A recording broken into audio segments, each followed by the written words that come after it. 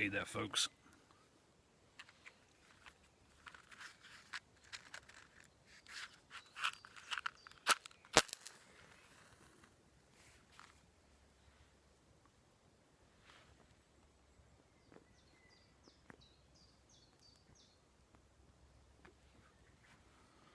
It's Leo Walderpold.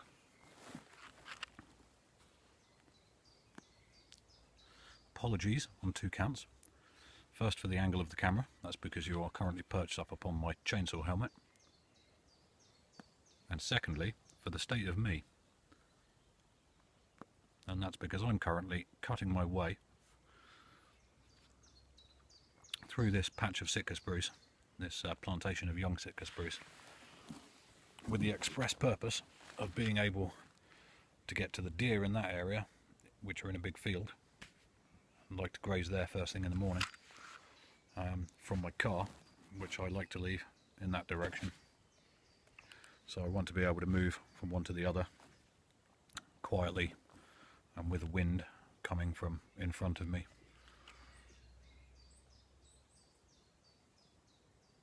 And without being heard or seen. So, I actually just recorded this video, but I ran out of space. So I'm going to try and make this a bit shorter. I'm smoking, housekeeping wise, some Nessmuck plug. Fantastic invention of my friends Sam and Glyn Quelch. Sam Gravestock and Glyn Quelch. So thanks guys for inventing that stuff, because it's awesome.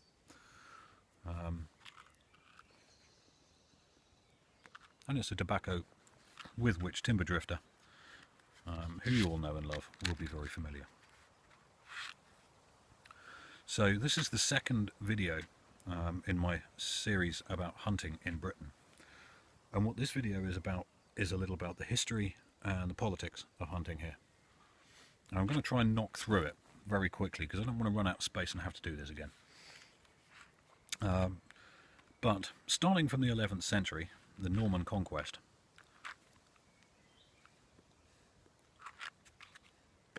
effectively what happened was our country was cut up, and pieces of it were given to wealthy noblemen,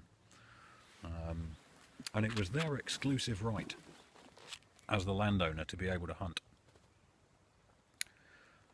And that's pretty much how it stayed up until the 19th century, with the exception of the king, of course, who could hunt anywhere he liked. He was the king after all.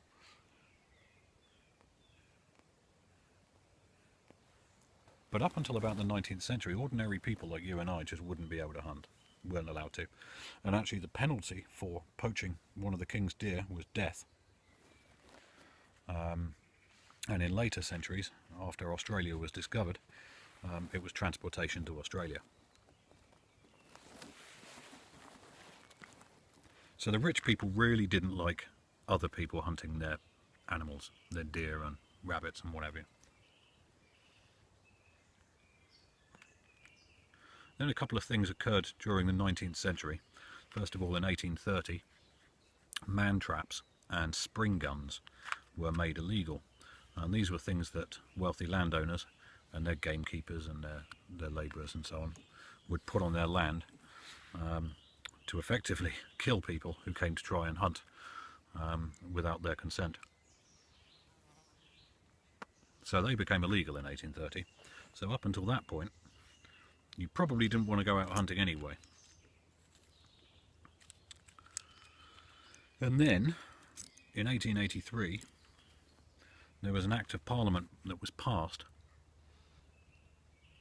that allowed tenant farmers, so farmers who rented their farms, didn't own them, to actually snare or hunt the rabbits and other animals that were causing damage to their crops. And that really marked a sea change for ordinary people being able to hunt in this country.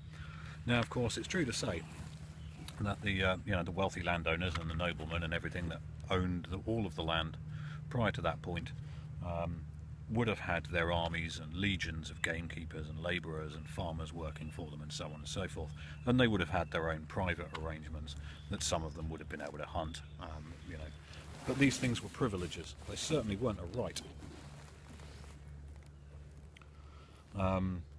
And consequently what's happened, and it's still very true to say today, is there's a dichotomy between those that consider hunting to be their privilege, their exclusive privilege, and ordinary people like myself who want to go out and hunt our food. So,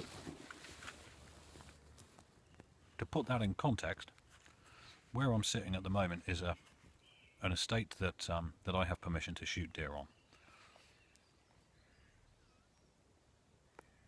Despite the fact that I've got permission from the landowner, who's a friend of mine, to be here and to shoot, do whatever I like.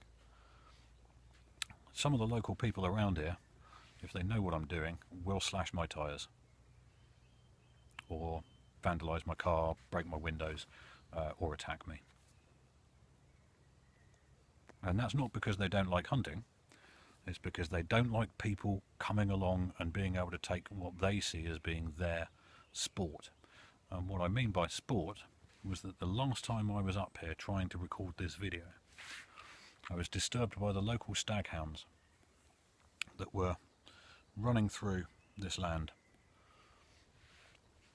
and I was out stalking, so I was sitting quietly under a tree with my rifle when a pack of hounds came along, and behind them a whole load of people dressed up in very posh regalia, chasing a stag, which is another issue altogether, because strictly speaking what they're doing is illegal, but they really are a law unto themselves.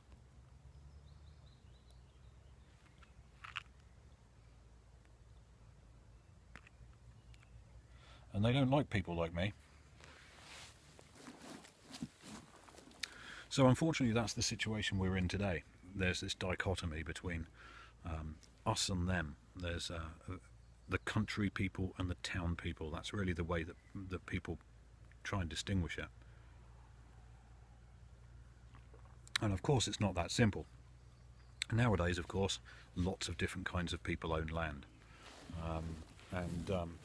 If you own that land, cramping my leg there, if you own that land, you can do what you like on it when it comes to hunting, as long as it's within the law, of course, and that would mean not shooting out of season, or particularly in the case of horseback riding, not hunting foxes or other animals to death with hounds.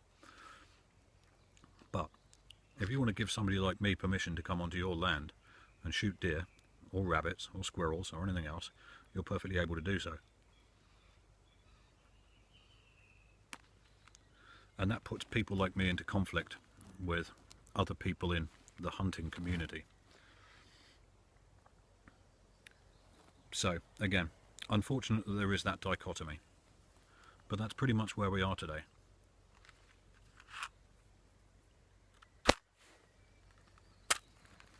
Now,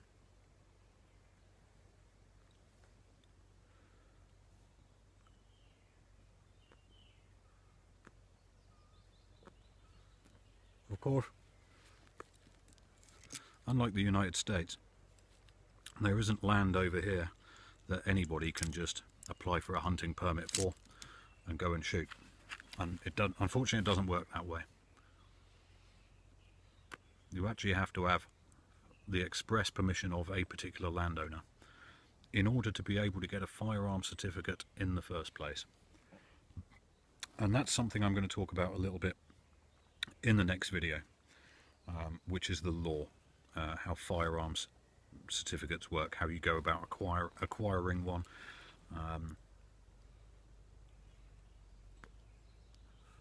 and how people like myself can actually go deer hunting or pigeon shooting, rabbit shooting, whatever. But that's the subject for the next video. So before this runs out, I'll bid you all peace and see you again soon. Take it easy.